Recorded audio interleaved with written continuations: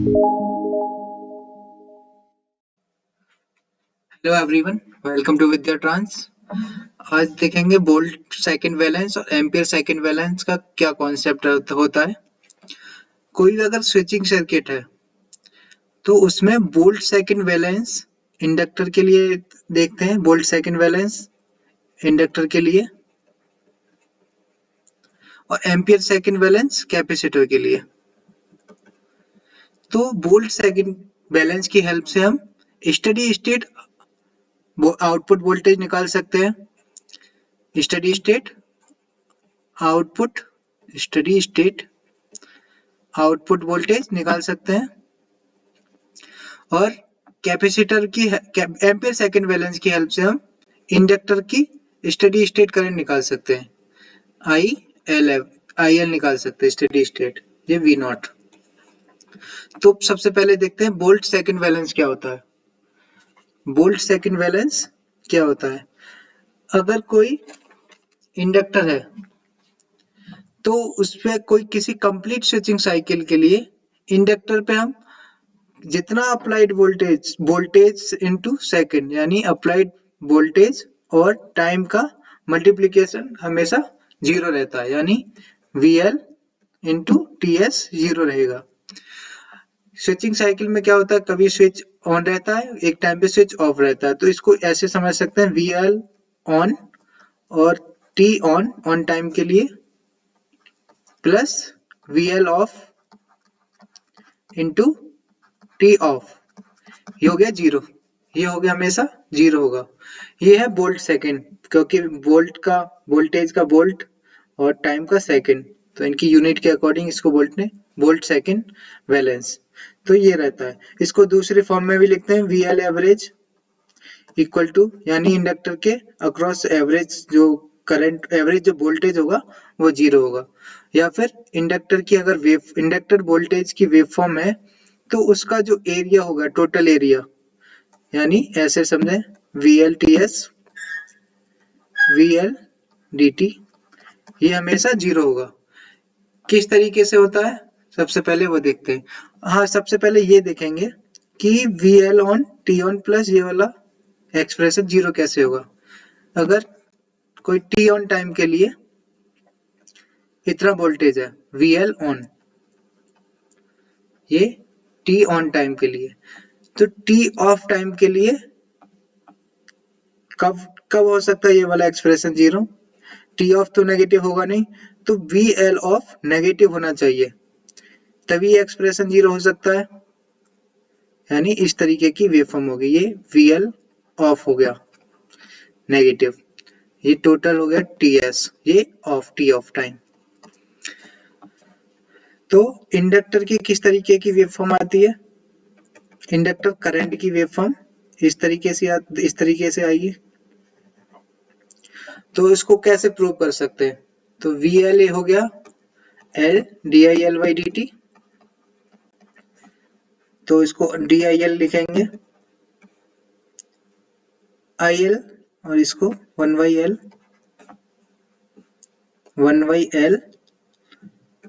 VL dt।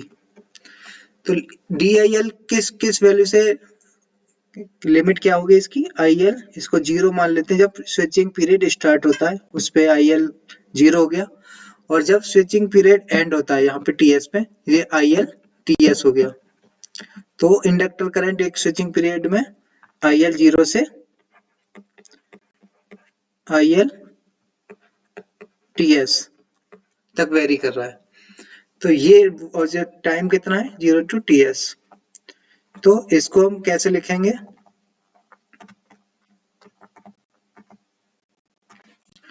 Inductor,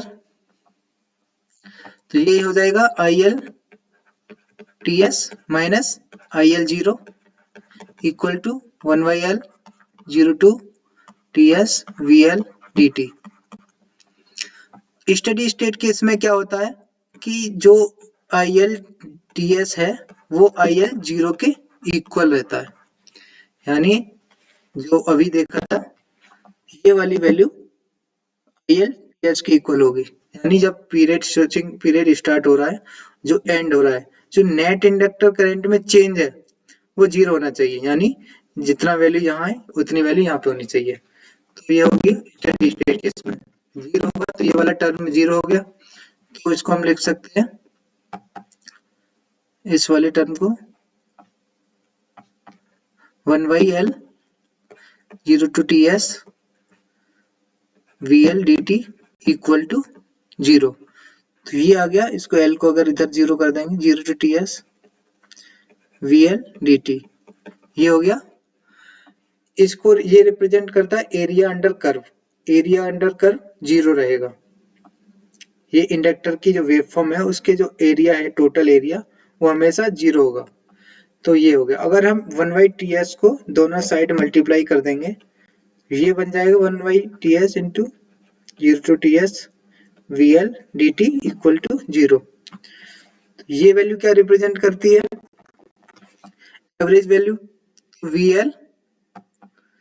VL average हो गया 0, तो इसको हम VL average.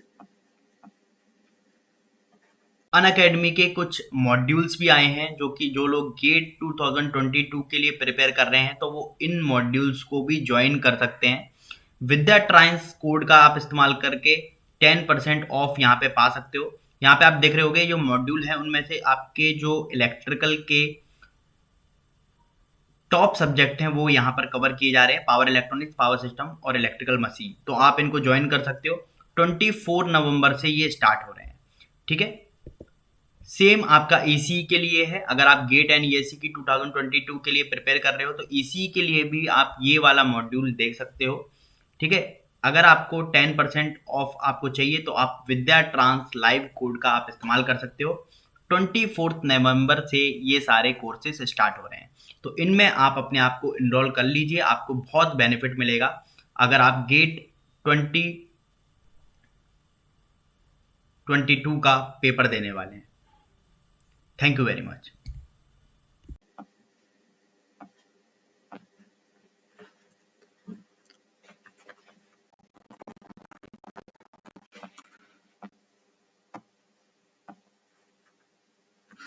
VL average value हो गई ये वाली, VL average equal to 0 is equal to 0।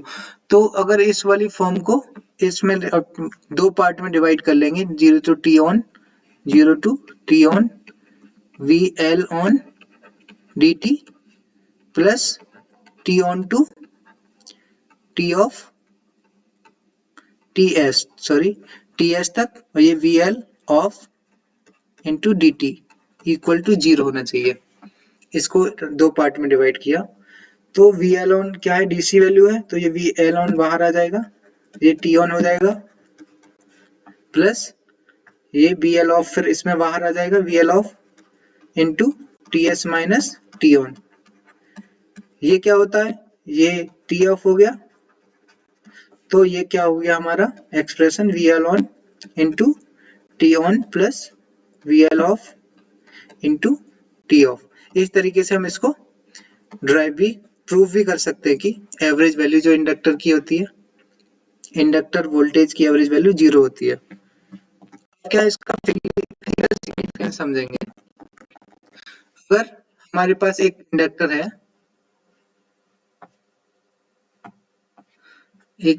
है, तो उस पे अगर वोल्टेज कुछ टाइम के लिए, टाइम इंटरवल के लिए वोल्टेज अप्लाई करते हैं VL, तो क्या है इंडक्टर का वोल्टेज का एक्सप्रेशन क्या होता है, VL equal to L DIL by dt, और इसको ऐसे भी लिख सकते हैं N d∅ by dt flux की फॉर्म में। तो क्या होगा, तो N अगर अभी यहाँ पे 1 ले लेते हैं तो VL हो गया d∅ बाई dt। तो जब VL अप्लाई करेंगे, कोई भी पॉजिटिव वोल्टेज अप्लाई करेंगे तो फ्लक्स इंक्रीज करेगा, यानी जैसे इंडक्टर करंट इंक्रीज करता है उस तरीके से फ्लक्स इंक्रीज करेगा जब जितने टाइम तक वोल्टेज इस पे अप्लाई होगा, पॉजिटिव वोल्टेज। जैसे ही जब नेगेटिव वोल्टेज हो जाएगा तो क्या होगा, ये फिर डिक्रीज होना चाहिए। तो स्टेडी स्टेट केस में फ्लक्स भी, जो यहाँ पे जो फ्लक्स था स्विचिंग पीरियड के जो एंड होता है वो हो गया 5 ts। तो स्टेडी स्टेट केस में ये भी सेम होना चाहिए फ्लक्स। तो इसको फ्लक्स वैलेंस भी बोलते हैं। जो वोल्ट सेकंड वैलेंस है, वोल्ट सेकंड वैलेंस, उसको फ्लक्स वैलेंस भी बोलते हैं, फ्लक्स वैलेंस। तो अब क्या करेंगे, जैसे ही अब फ्लक्स, अगर फ्लक्स बैलेंस नहीं है तो क्या होता है, यानी अगर जो वोल्टेज अप्लाई वोल्टेज करते हैं ये इस तरीके से, अगर पॉजिटिव एरिया ज्यादा है, यानी ये वाला जो एरिया है इस एरिया से ज्यादा हो गया, तो क्या होगा, एवरेज जो वोल्टेज होगा इंडक्टर का जीरो नहीं होगा। तो अगर फ्लक्स किस तरीके से इंक्रीज होगा, इस तरीके से, एरिया ज्यादा है, पॉजिटिव एरिया ज्यादा है तो फ्लक्स इंक्रीज करेगा, लेकिन जो नेगेटिव एरिया है, नेगेटिव एरिया है वो कम है, फ्लक्स जितना इंक्रीज हुआ उतना डिक्रीज नहीं होगा, उससे थोड़ा कम होगा। फिर वही साइकिल रिपीट होगी, पॉजिटिव एरिया फिर से ज्यादा है तो फिर से फ्लक्स इतना ही इंक्रीज करेगा, तो इस वैल्यू से थोड़ा ज्यादा जाएगा, वो फिर कम कर रहा है। तो इस तरीके से अगर साइकिल रिपीट होती जाएगी तो हमारा नेट जो फ्लक्स है इंक्रीज करता जाएगा। और एक टाइम ऐसा होगा कि ये वाला फ्लक्स, यानी जो VL है, इसको VL जो होगा क्या है, VL d∅dt है।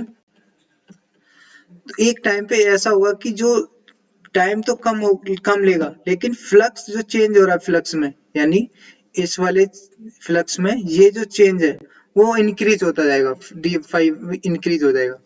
एक टाइम पे जब फ्लक्स इंक्रीज होगा तो क्या होगा, इंडक्टर की कोर सैचुरेट कर जाएगी, कोर सैचुरेट कर जाएगी। जब सैचुरेट करेगी कोर तो क्या होगा, तो इफेक्टिव जो इंडक्टेंस होता है, इफेक्टिव इंडक्टेंस, उसकी वैल्यू कम हो जाएगी, इंडक्टेंस की वैल्यू कम हो जाएगी। जब इफेक्टिव इंडक्टेंस की वैल्यू कम हुई तो टोटल इम्पीडेंस जो होगा, ओमेगा एल होता है इम्पीडेंस, वो भी डिक्रीज होगा इम्पीडेंस। जब इम्पीडेंस डिक्रीज होगा तो हाई करंट फ्लो होगा। तो जब हाई करंट फ्लो होगा तो उसी इक्वेशन समझे, L D I L by D T, यानी इंडक्टर करंट में काफी चेंज हो रहा है, कम टाइम में चेंज होगा तो VL की वैल्यू काफी हाई हो जाएगी। तो इस केस में क्या होगा, हाई वोल्टेज जनरेट होगा। अगर यही इंडक्टर किसी स्विचिंग सर्किट है तो उसमें स्विच भी होगा, डायोड भी होगा, तो उनके अक्रॉस भी यही वोल्टेज अप्लाई होगा। तो इस तरीके से स्विच और या डायोड डैमेज हो सकते हैं। इसलिए DC की केस में, जब DC को प्योर DC है उसको इंडक्टर पर अप्लाई करेंगे तो क्या होता है, जैसे प्योर DC है, ये इंडक्टर है, अगर इसको अप्लाई करेंगे तो क्या होगा, पॉजिटिव ही करंट है इधर, नेगेटिव तो वोल्टेज इस पे अप्लाई होगा नहीं, केवल यही अप्लाई होगा। तो फ्लक्स इंक्रीज होता जाएगा और ये सैचुरेट करने के बाद बहुत ज्यादा हाई करंट फ्लो होगा और ये इंडक्टर डैमेज हो सकता है, वो डैमेज हो ही जाएगा।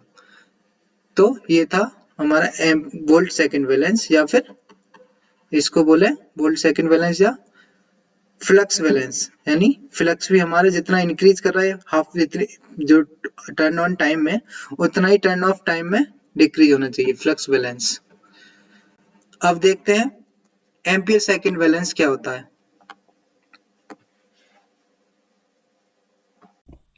हेलो एवरीवन, अगर दोस्तों आप गेट और ESC की प्रिपरेशन कर रहे हैं तो आप अनअकैडमी के मेगा कॉम्बैट में अपने आप को रजिस्टर्ड कर सकते हैं। इसका बेनिफिट ये होगा कि अनअकैडमी के प्लस सब्सक्रिप्शन में आपको स्कॉलरशिप मिल जाएगी। ठीक है, तो 20 मिनट्स होंगी, 60 क्वेश्चंस होंगे, सारी ब्रांचेस आपकी इसमें mechanical, civil, EC, electrical, CS, IT से आप मेगा कॉम्बैट को ज्वाइन कर सकते हैं। ये जो टेस्ट है आपका वो 28 नवंबर को सुबह 11 बजे होगा। इस टेस्ट में इनरोल करने के लिए आप विद्या ट्रांस लाइव कोड का आप इस्तेमाल कर सकते हैं। जो 500 लकी पार्टिसिपेंट होंगे उनको ये गिफ्ट्स भी मिलेंगे, और अगर आपकी रैंक आती है 1 to 3 तो 100% स्कॉलरशिप आपको मिलेगी, 4 to 10 में 75% मिलेगी, और 11 to 15 आपकी अगर रैंक आती है तो 50% आपको स्कॉलरशिप मिलेगी। और आप चेक कर सकते हैं क्या क्या और बेनिफिट आपको यहाँ पे मिल रहे हैं। उसके साथ साथ दूसरी चीज़ ये है कि अनअकैडमी की गेट 23 के लिए अगर आप प्रिपेयर कर रहे हैं तो आप स्कॉलरशिप टेस्ट के लिए भी अपने आप को इनरोल कर सकते हैं। ये 5 दिसंबर को आपका टेस्ट है 3 बजे, ठीक है। तो आप इसमें भी अपने आप को इनरोल कर सकते हैं। इनकी लिंक्स मैं आपको डिस्क्रिप्शन में दे दूंगा और इसका सिलेबस आप देख सकते हैं। बेसिक इंजीनियरिंग आपसे पूछी जाएगी, मैथ एंड जनरल एप्टीट्यूड इसमें रहेगा।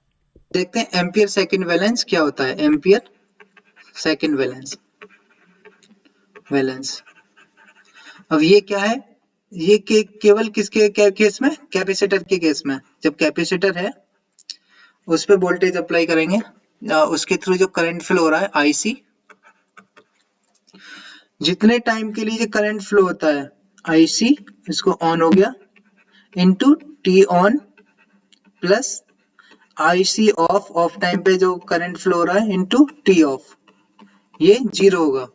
यानी एम्पीयर सेकंड बैलेंस क्या कहता है, एक कंप्लीट स्विचिंग साइकिल के लिए कैपेसिटर पे जो टोटल एम्पीयर सेकंड अप्लाई करते हैं वो हमेशा 0 होना चाहिए। यानी आईसी इंटू टी एस ये 0 होना चाहिए। तो इसको भी सेम उसी फॉर्म में लिख सकते हैं, आईसी एवरेज इक्वल टू 0, या फिर इसको एरिया, आईसी का अगर एरिया है 0 टू टी एस उसको भी 0 कर सकते हैं। आईसी के अगर कैपेसिटर करंट की वेवफॉर्म है, जैसे इस तरीके की वेवफॉर्म, किस तरीके, अगर बक कन्वर्टर के केस की बात करें इस तरीके की वेवफॉर्म रहती है आईसी की टीएस के लिए, टीएस। तो स्टेडी स्टेट केस में क्या होता है, ये जो एरिया होता है, जो पॉजिटिव एरिया वो नेगेटिव, टोटल नेगेटिव एरिया जो है उसके इक्वल होता है। इसको भी कैसे प्रूव कर सकते हैं, अगर आईसी क्या होता है, C D DVC by D T, तो डीवीसी की फॉर्म में लिखेंगे डीवीसी, इसको 0 टू नहीं VC 0 sorry VC 0 VC T S equal to 1 by C I C D T और 0 टू टी एस। इंडक्टर की तरह ही लिख देंगे इसको। लेकिन एक कैपेसिटर की जो वोल्टेज है उसकी वेवफॉर्म किस तरीके की आती है, इस तरीके से कुछ आएगी, इसका कुछ एवरेज वैल्यू होगी कोई वी नॉट, समझ लीजिए। तो जो स्टेडी स्टेट केस में क्या होता है, कैपेसिटर का जो वोल्टेज है किसी एक टाइम पीरियड वाइड, बात देखें यहाँ से, अगर समझ लीजिए वीसी 0 है, यहाँ वीसी 0 और ये वीसी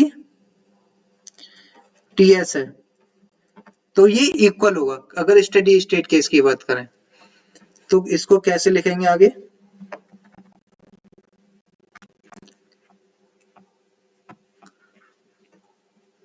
ये बीसी टीएस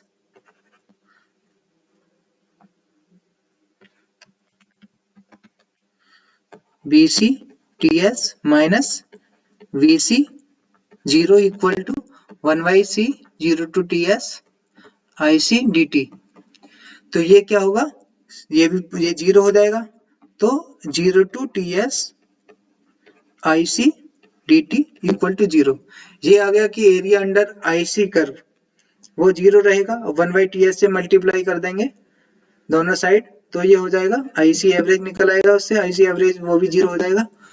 अगर इसको दो पार्ट में डिवाइड कर देंगे तो वो भी IC on T on plus IC of into T of, ये 0 इसको प्रूव कर सकते हैं। तो ये एम्पियर सेकंड बैलेंस कैसे प्रूव करते हैं ये देखा। अब इसका फिजिकल सिग्निफिकेंस समझते हैं। इस केस में क्या हो रहा है, तो कैपेसिटर का करंट की वेवफॉर्म थी, इस तरीके से थी। जो कैपेसिटर करंट होता आईसी, इसको D Q I D T भी लिख सकते हैं चार्ज की फॉर्म में। तो क्यू क्या हो गया, IC D T 0 to T S, यानी जो इस करंट का एरिया अंडर कर्व है, आईसी के कर्व का एरिया अंडर कर्व है, वो चार्ज को रिप्रेजेंट करता है आईसी। अगर सी इस तरीके से है कैपेसिटर, जो करंट इधर फ्लो हो रहा है, पॉजिटिव एरिया बताता है कि कार जितना चार्ज है, पॉजिटिव एरिया बताता है कि अगर वोल्टेज अप्लाई करेंगे तो ये कैपेसिटर चार्ज होगा, उस पे कुछ चार्ज जाएगा, डिपॉजिट होगा, इस कैपेसिटर की प्लेट पर डिपॉजिट होगा। नेगेटिव एरिया शो करता है कि उस केस में आईसी की डायरेक्शन इधर होगी और चार्ज यहाँ से रिमूव हो रहा है। तो ये क्या हुआ, स्टेडी स्टेट केस में क्या होना चाहिए कि जितना चार्ज हम यहाँ पे डिपॉजिट कर रहे हैं उतना ही चार्ज उसी साइकिल में रिमूव करना है, उतने ही टाइम में, या फिर ये कहें जितना चार्ज डिपॉजिट हो रहा है उतना ही चार्ज रिमूव होना चाहिए एक स्विचिंग पीरियड में ही, एक कंप्लीट एक स्विचिंग पीरियड में रिमूव होना चाहिए।